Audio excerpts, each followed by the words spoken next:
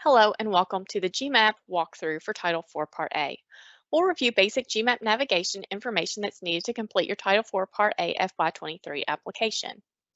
As you can see, I'm on the Grant Management Application and Planning System homepage.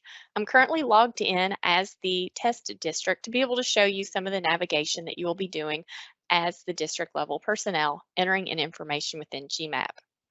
On this homepage, you're also going to see an announcement section with any due dates, deadlines, or information you may need to know that may be due within GMAP itself. So what you want to do, first of all, is go ahead and click on your actual district. This is going to take you to the funding applications page. On the funding applications page, we're going to be looking under entitlement funding application at the consolidated application. This is where you will find your Title IV Part A application as well as your other title programs.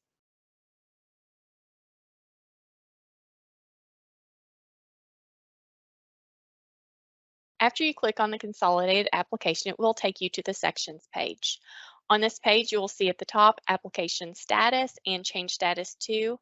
Currently, the status is in not started. In order to make any changes or revisions to the application, the status does need to be in draft started mode.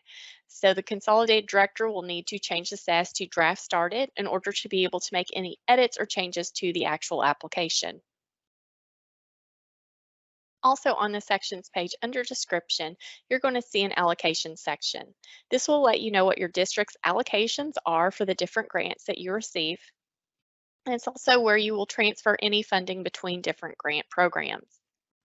Under contacts, this is where you will list the district contact for the different grant programs in which you receive funding. Even if you transfer funds between programs, you will need to make sure that you do have a contact for that actual grant program. This is how the district receives notifications of anything that goes out through the system. You're also going to see here some navigation buttons. In order to navigate within the GMAP system, you will need to use the Go To button. When you're actually able to edit the grant application, this will actually say Save and Go To, and you can go to Current Page, Next Page, Sections, or you can go to any specific pages within different applications. You're going to notice a session timeout counter here. This counter lets you know how much time you have left remaining on a page. It always starts at 1 hour and counts down from there.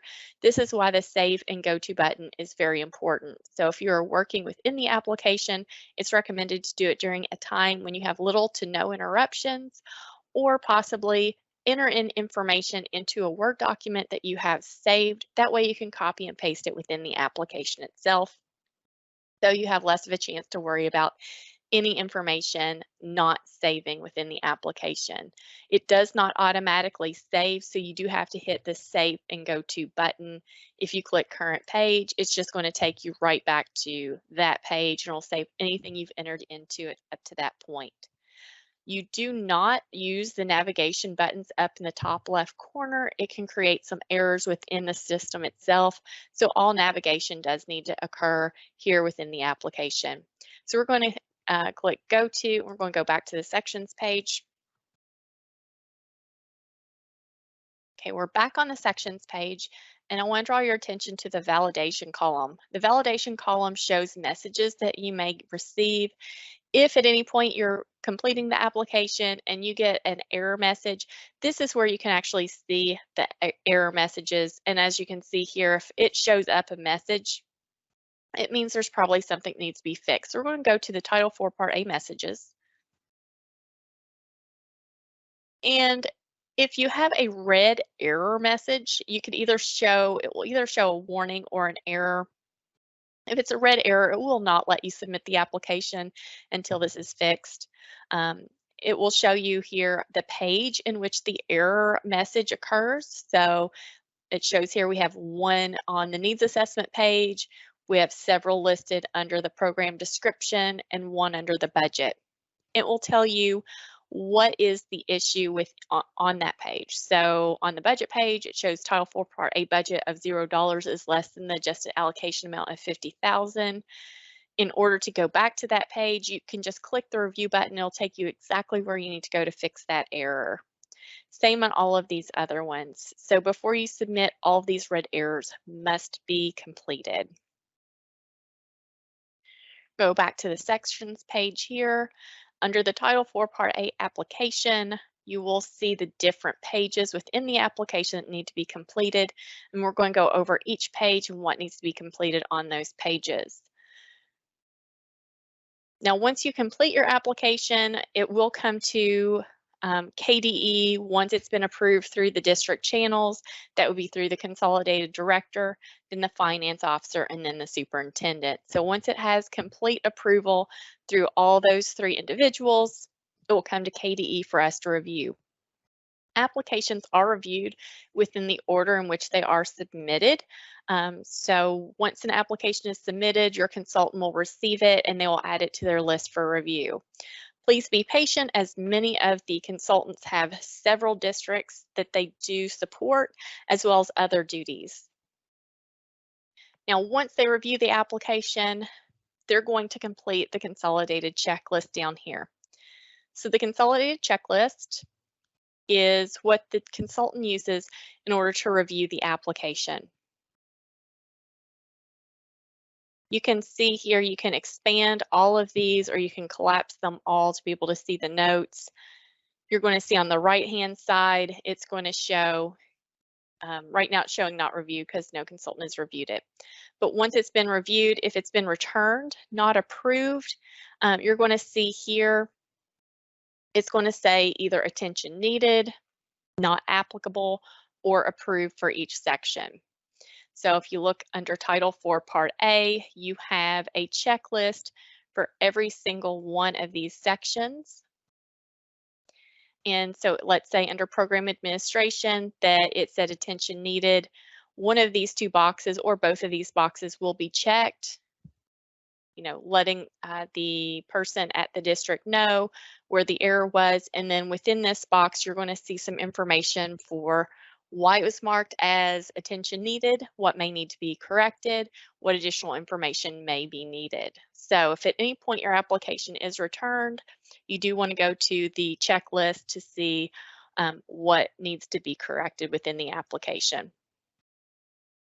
So now we're going to go to the first page of the Title IV Part A application. So I'm going to navigate there by going to Title IV Part A, Program Administration. Every page within the Title IV Part A application was created from reviewing the Title IV Part A statute. So all questions are statutory requirements within ESEA Section 4104 through 4109. The program administration page is where the district is going to show what stakeholders were consulted in the design and development of the Title IV Part A application. It lists the required stakeholders that the district needs to consult with while they're developing the application. So we have all of those that are required here listed with an asterisk. And then describe how your district is consulting with stakeholders and how it will be documented. This is very important that the district provides as much detail and description as possible in the consultation process. If it is returned, oftentimes it is because we do not see how the district is consulting with all the stakeholders listed, how meetings are being held, or how they're documenting the actual consultation process. This does need to be completed annually to ensure that they get updated feedback from the stakeholders. The next section is distribution of funds, and this is how the district is going to prioritize their funds and give priority to the different schools. There are 5 different ways in which the district may prioritize their Title IV Part A funding. This is with the greatest need as identified by the local education agency or school district, the school with the highest percentage of, or number of students from low-income families, or identified for comprehensive support and improvement, your CSI school, or implementing target support and improvement plans, which is your TSI school. The 5th way is identified as persistently dangerous. Currently, Kentucky does not have any schools that meet this criteria, so therefore you cannot check this box here. You can select any or all of these priorities for the school district, depending upon what the needs are. You also must check the supplement not supplant requirement. So section 4110 requires that the student support and academic enrichment program funds, which is your Title IV funds, be used to supplement not supplant non-federal funds that would otherwise be used for activities authorized under the program. So it cannot be used for anything that is required by state or local law, and it cannot be required used for anything that's already being paid for using state or local funds. You cannot move funds just because federal funds are now available for this program. Okay, so now we're going to go to the next page.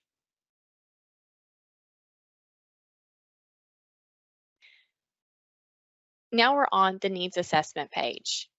For districts that receive $30,000 or more, a comprehensive needs assessment must be completed at least once every 3 years. On this page, you will indicate the dates and describe the district-specific data-driven comprehensive needs assessment that was used among the 3 content areas within the application. We have separated this out in case the district may utilize a different needs assessment based upon the district's identification of their needs. So for well-rounded education, you would use the date of the assessment, it was conducted, and the comprehensive needs assessment that was utilized for the well-rounded education opportunities section. Same goes for your safe and healthy students and effective use of technology sections. This date does need to be within the last 3 years in order for it to be valid. Down here at the bottom, you are going to then describe the results of the needs assessment, determine how funds will be utilized. So you will need to make sure that you include the data that was used, the evaluation method, and what you saw as your identified need in those sections. This is not where you tell us how your funds will be used. That's going to be on your next page, which is your program description. We're looking at specifically what does your needs assessment show? What is showing as an identified need? So if it is well-rounded education, for example, if you're showing certain scores or data around areas of school improvement, or you're showing that you have a lack of students within certain areas or fields, or you're trying to increase student involvement in certain programs, then that would be the data that would need to be used. Again, on the next page, that's where you tell us how you're going to meet that need. So this is what your need actually is. If it's safe and healthy students and you're looking at drug and violence prevention, what is your data showing? You're going to make sure that you do include all of that in here. If an application is returned, it's oftentimes because we're not seeing the actual data and information that's collected within the needs assessment. We're not seeing a clear alignment between the needs assessment and how funds will be utilized. Now we're going to go to the next page, which is your equitable services page.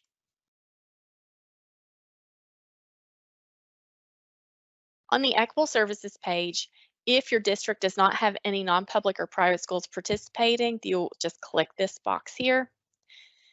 If you do have private non-public schools with your district that are participating in Title IV Part A, you'll need to read through the assurances and click this box showing that you are going to meet all the assurances that are required.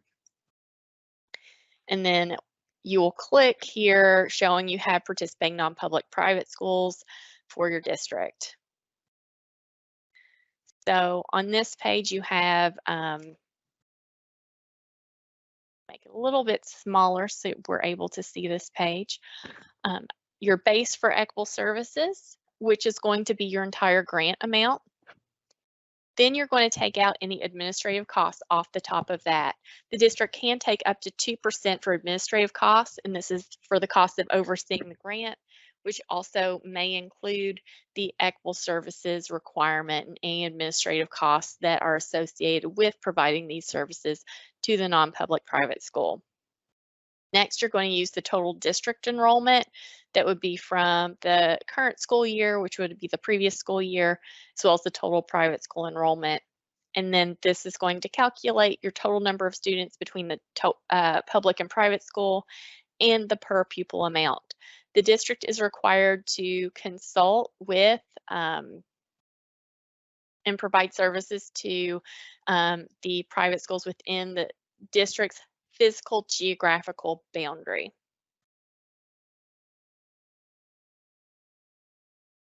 Once you've completed this section up here, you're going to enter in any private non-public schools in these boxes. You're going to enter in the name of the school, the number of students that are within that school.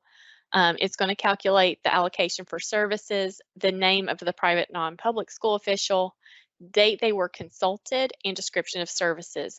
The consultation must occur prior to the application being completed with that date of consultation, and the services the district plans to provide to that private school. You do need to be very specific and clear, and this description must line up with what was described in the consultation packet. You will have buttons here to be able to add additional private schools if you have multiple, and it's going to give you a total amount. Now, the district is going to have to upload in the district document library the private non-public school information here. This would be your consultation packet. So for FY23, you're going to click Equitable Services, and you're going to add in the Equitable Services agreement for each school. It will allow you to add in documents here. This again is in the district document library. So we're going to go back to our Equitable Services page. And once you have all of this completed, you're going to go to your next page, which is going to be your program description page. On the program description page, this is where you're going to enter in how you're going to utilize our Title IV Part A funds. On here, it's going to do a few different things. One, the amount of funds that's going to be allocated for equitable services will go ahead and pre-populate into this box. If you did take out any administrative costs, you will need to complete the amount that will be taken out for administrative costs here in this box. It should match what's on the equitable services page. And you're going to describe how the district is going to utilize funds for the direct administrative costs for the Title IV Part A program. Under each of the three sections of the grant, you're going to list the amount of funds that will be spent in each focus area. If the district receives $30,000 or more of funds, they must spend a minimum of 20% under well-rounded, a minimum of 20% under safe and healthy students, and a portion under the effective use of technology section. This portion must be an amount that's reasonable to support an actual program or service for the district. So it has to be a reasonable amount that can actually support something.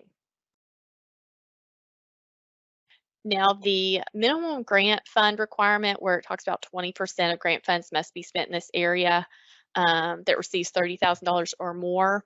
If you have private schools, that includes the private school allocation as well.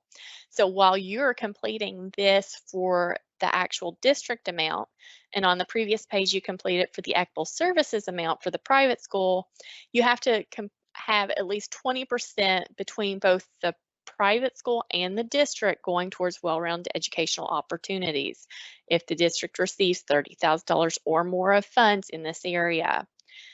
Please review the Equitable Services supplement that is on the Title IV Part A webpage with examples and how to calculate that amount and what that actually looks like. You're going to enter in here, you will check this box if you're supporting well-rounded education, the amount of funds the district's going to use to support their own district initiatives. Then you're going to describe the activities to be budgeted to support the well-rounded education opportunities. Again, this must align with your needs assessment, so there should be a direct correlation between what's on the needs assessment and what is in the program description. What you have in your needs assessment should not be listed on your program description, and what's in your program description should not be listed in the needs assessment page. Remember, these are two different things. Your needs assessment is showing what needs were identified within the district, what areas that you're seeing need to be uh, supported. On your program description is you're telling how you're going to meet that identified need. What how funds are going to be utilized, whether it's with additional staffing, whether it's with training or resources.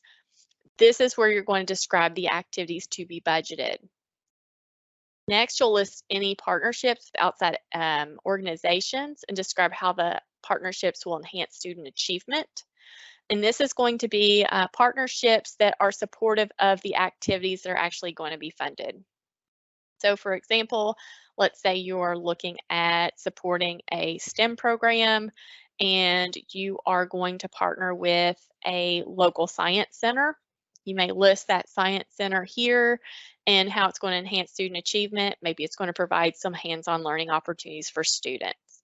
So that's what you will put here. If you're not partnering with an outside organization, you can just put NA in this box.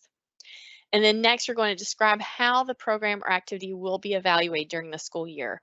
You're going to need to evaluate it based upon what your identified needs are, how it's meeting those needs. So you're going to make sure that you do these periodic evaluations, as this is a requirement for the grant as well.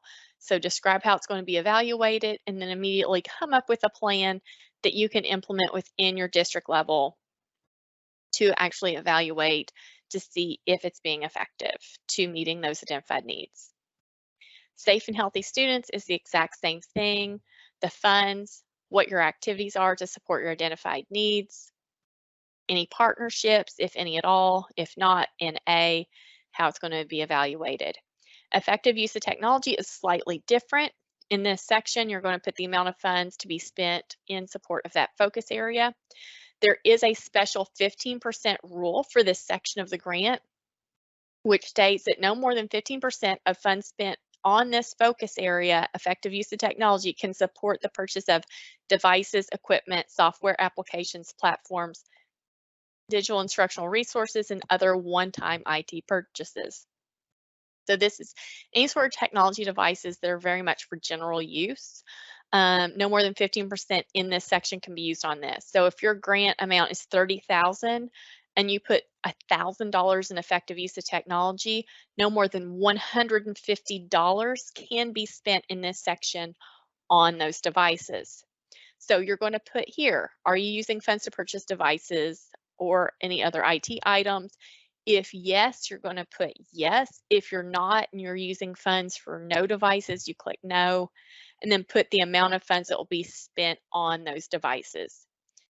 A very common reason why districts have applications returned is because they do not complete this correctly.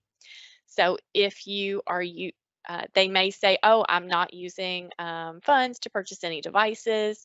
But then we look at the budget page and there is an amount set aside for devices, it will be returned. So make sure you click the correct radial button, and the amount here must match the amount in the actual budget itself. It should not be more than this, and it should not be more than 15% of the amount in this section. Next, you will, of course, describe your activities, partnerships, and how it will be evaluated.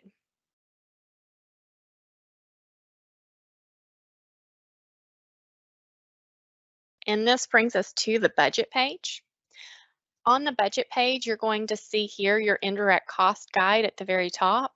It shows the total allocation the district has in the grant. It's also going to show what the indirect cost rate and the max that can be taken out for indirect costs. With Title IV Part A, you can take out administrative costs, which is no more than 2% of the grant amount, as well as indirect costs for overseeing and running the programs. On the bottom part here, you're going to see the categories. 552 is the Title IV Part A grant. J is going to be your funding year, which is our current grant amount for the FY23.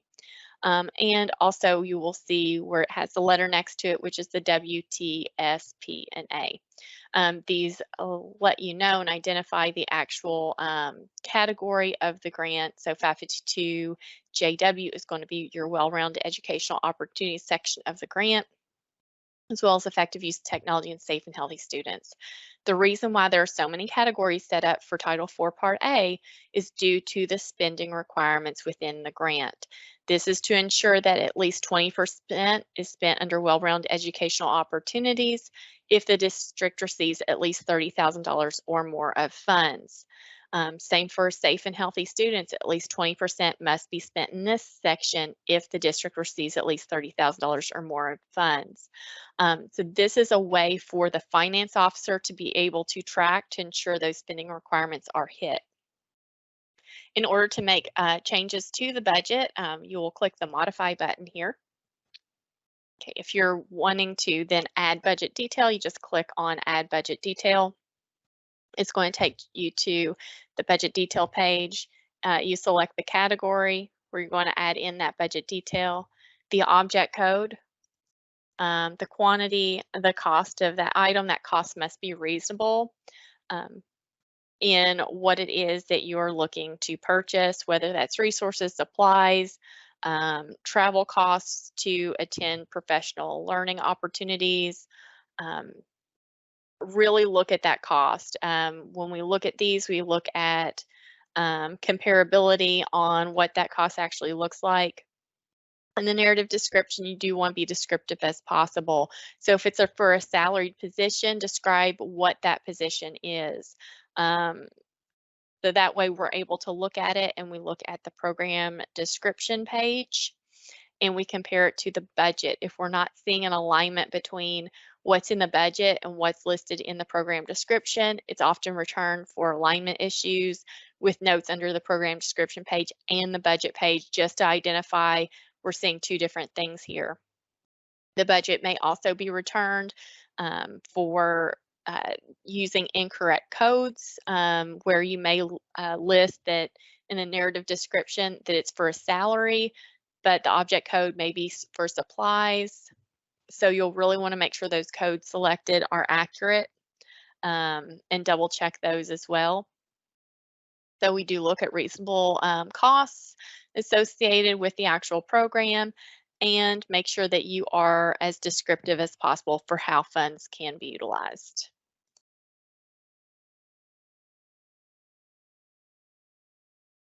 You will want to make sure that your budget does equal the total $50,000 here. So that way you will not get any error messages. And you'll also want to make sure that your budget for each of those sections, well-rounded education, safe and healthy students, and effective use of technology, that all of those line up with the amounts that you entered in on the program description page as well. So that is a quick overview of the Title IV Part A application. If you have any questions as you're completing your application or need additional support or information, please contact your KDE Title IV Part A program consultant. Thank you.